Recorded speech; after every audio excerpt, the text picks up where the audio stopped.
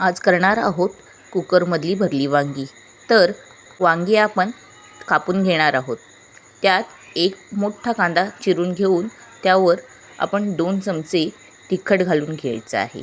त्यानंतर अर्धा चमचा हळद घालून घ्यायची आहे. ते झाल्याच्या नंतर आपण 1 चमचा गरम मसाला घालून घेणार आहोत.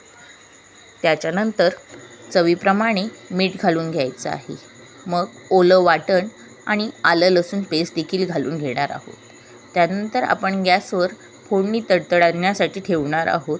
मोहरी तडतडली की मग त्यात जिरं घालून घ्यायचं आहे. मग त्यात थोडा लसूण घालून घ्यायचा आहे आणि कढीपत्त्याची पाने घालून मग ही फोडणी मिश्रणावर ओतून घ्यायची आहे. आणि नंतर 1 चमचा तिळकूट आणि कोथिंबीर घालून घ्यायची आहे आणि सर्व मिश्रण एकजीव करायचं आहे. मिश्रण पूर्णतः एकजीव झाले का त्याची खात्री करून आणि मग वांगे घेऊन त्यात वांग्यांमध्ये हे मिश्रण भरायचं आहे. तर चला,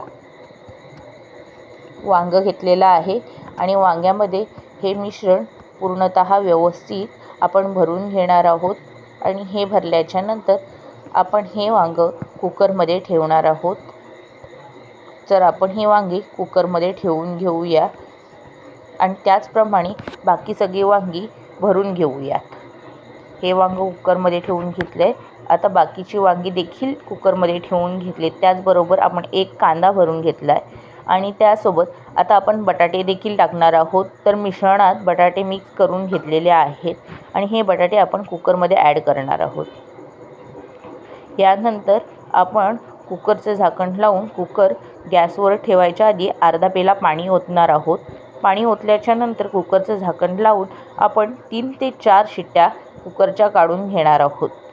कुकरच्या शिट्ट्या काढल्याच्या नंतर आपली वांग्याची भाजी खायला तयार होणार आहे.